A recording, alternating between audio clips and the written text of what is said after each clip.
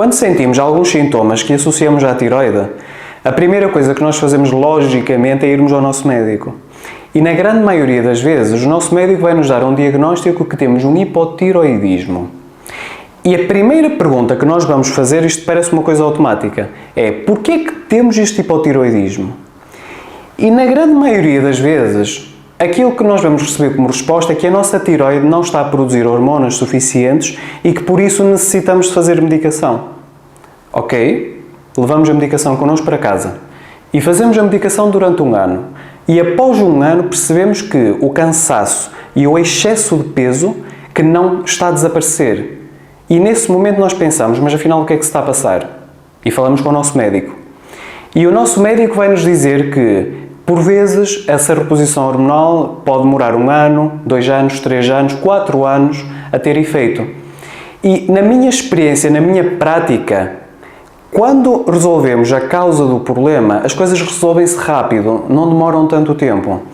E quando tomamos medicação, reposição hormonal para a tiroide, mas não vemos que os sintomas que vou falar neste vídeo que desaparecem, então é mesmo nesse momento que nós temos que levantar determinadas questões. Agora, aquilo que eu vou falar neste vídeo não substitui nenhum diagnóstico, nem substitui nenhum tratamento médico. Falem com o vosso médico sobre as orientações que eu vos vou mostrar neste vídeo. O que eu quero fazer é ajudar-vos a que vocês consigam ter informações e perceber melhor como é que funciona toda esta questão. Portanto, quando nós pensamos na questão da tiroide, na grande maioria, os casos de hipotiroidismo não são associados a um problema na tiroide. 90% dos casos é autoimune. Isso quer dizer o quê? Que é mais uma questão imunitária do que propriamente o metabolismo da tiroide. E essa autoimunidade pode vir por várias questões. Agora, quando nós pensamos nas hormonas da tiroide, a primeira coisa que nós pensamos é T4 e T3. O que é isso? T4 é a principal hormona que a tiroide produz, que é uma forma inativa. Quando nós estamos a tomar medicação para a tiroide, nós estamos a tomar T4. O T4 para o T3, a diferença qual é que é? T4 tem 4 partes de iodo e a T3 tem 3 partes de iodo, sendo a T3 ativa. E ainda existe outra hormona que é a calcitonina. Quando fazemos uma reposição hormonal para a tiroide, indicam, por exemplo, calcitonina? Não, normalmente não indicam. E por isso é que eu estou a colocar estas questões todas. Agora, a T4 tem que ser convertida em T3, ou seja, o nosso corpo tem que tirar uma parte de iodo para tornar aquele medicamento que nós tomamos na sua forma ativa. Existe uma parte cerebral que nos vai dizer assim à tiroide: olha, a tiroide estimula hormonas. E isso é o que nós chamamos que é TSH. Quando a T4 tende a querer baixar, ou seja, esta hormona inativa, a TSH quer aumentar. Porquê? Porque se nós não temos hormonas suficientes, uma parte do nosso cérebro vai nos dizer: olha, tiroide produz mais hormonas porque nós não temos T4. E por isso é que muitas vezes avaliamos um hipotiroidismo, uma parte através da TSH, que é a hormona que estimula a tiroide. Agora, o problema qual é que é? A TSH equilibra se tivermos T4 suficiente, mas a T4 não resolve o problema da tiroide. Porquê? Porque é a hormona inativa. Ou seja, nós quando estamos a tomar medicação, nós estamos a tomar uma matéria-prima, mas que o nosso próprio corpo tem que converter. E para fazer essa conversão, a nossa tiroide precisa de vários nutrientes, sendo, por exemplo, o selênio, o zinco, determinadas vitaminas, por exemplo, do complexo B.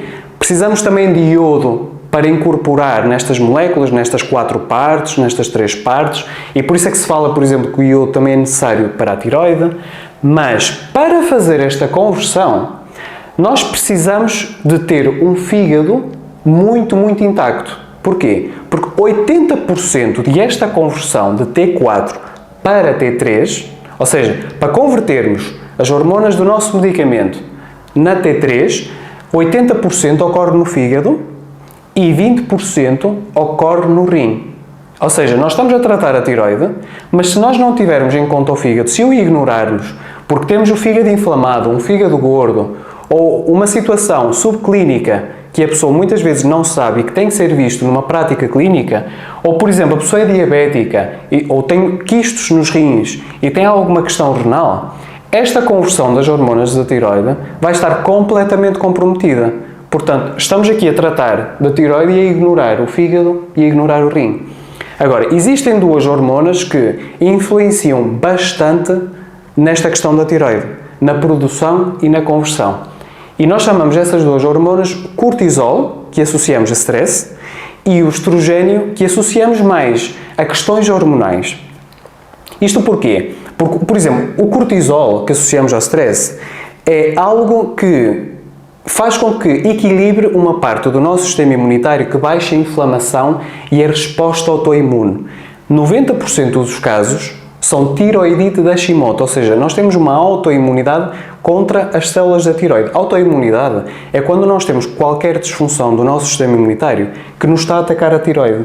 Agora, nós sabemos que se o cortisol altera a expressão destas células imunitárias, vamos ter mais risco de inflamação e mais risco de autoimunidade. E por isso é que nós temos que colocar a primeira questão, que é: quando é que começamos a ter os sintomas de hipotiroidismo? Coincidiu com um pico de stress? Alguém faleceu na nossa família? Tivemos uma perda de um trabalho? De repente houve um divórcio? Ou relações complicadas, por exemplo, com o nosso filho? Muitas vezes acontece. Agora, o estrogênio tem uma questão muito caricata. Não é ao acaso que 8 vezes mais é frequente o hipotiroidismo nas mulheres. Na minha experiência, é por causa deste estrogênio. Porquê? Porque o estrogênio bloqueia a função da tiroide. Quando nós pensamos em estrogênio, se a pessoa, por exemplo, tiver períodos menstruais muito abundantes, se tiver tendência para quistos mamários, fibromas, por exemplo, no útero, ou se a pessoa, por exemplo, passou por uma gravidez e após a gravidez e durante houve estas alterações da tiroide, o mais certo é que seja desta questão da parte estrogénica. Portanto, daí falar da questão do estrogênio. Células T do nosso sistema imunitário fazem a regulação da função imunitária. Portanto, se nós tivermos uma interrupção nesta parte imunitária, maior risco autoimune nós vamos ter. E como falei, o cortisol ou o stress faz com que afete muito estas células T que nos regulam a inflamação. Agora, quando nós pensamos em sintomas da tiroide, quais são os sintomas típicos que associamos aqui à nossa tiroide?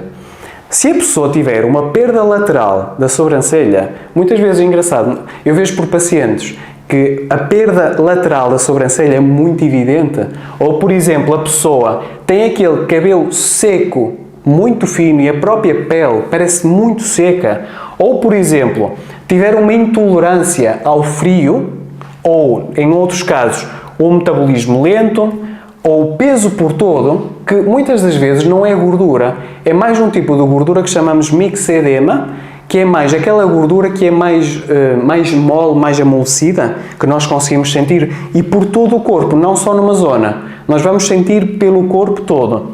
Agora, o cansaço e a tendência depressiva também são muito frequentes. Fora disto, está tudo ótimo. Agora, quando nós pensamos nesta questão da parte da tiroide, então nós percebemos que se nós tivermos estes sintomas que não estão a ser solucionados, é porque a parte imunitária não está a ser dirigida, ou outras questões que podem afetar a tiroide, como o estrogênio, o stress, questões de fígado, questões renais, mas também questões intestinais.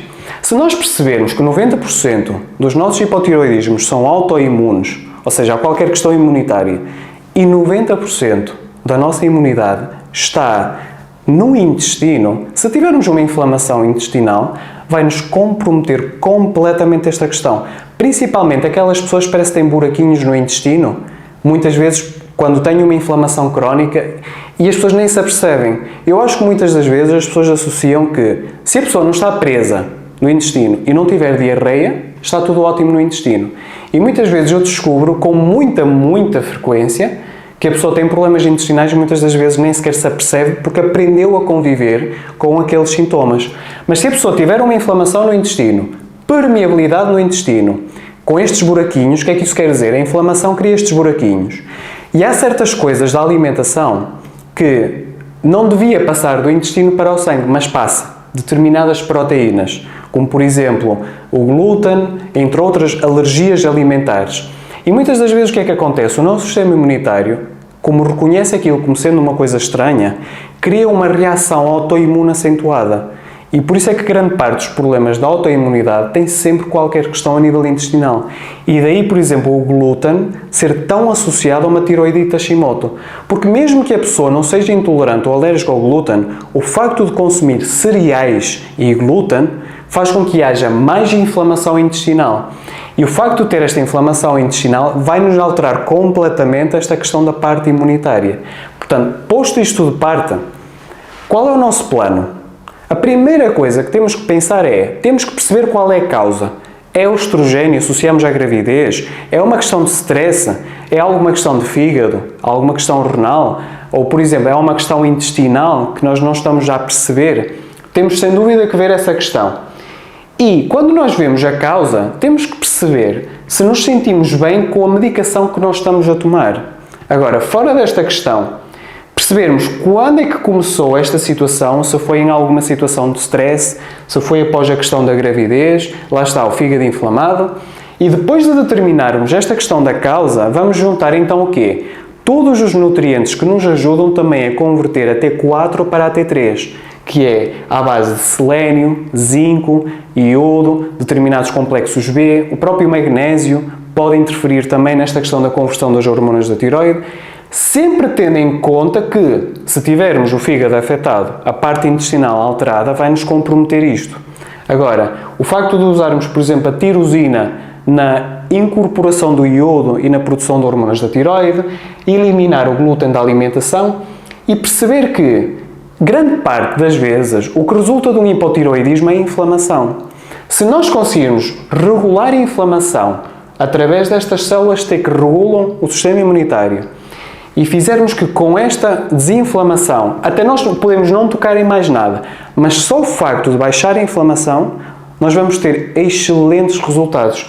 Agora, acho que uma coisa que podem associar com isto tudo, que é um segredo que eu vos vou contar, é um suplemento que chama-se Alitirox, da MJS Med. Porquê? Porque incorpora não só os nutrientes que são cofatores, plantas que ajudam a contrariar o stress e outras plantas que ajudam também aqui a criar desinflamação.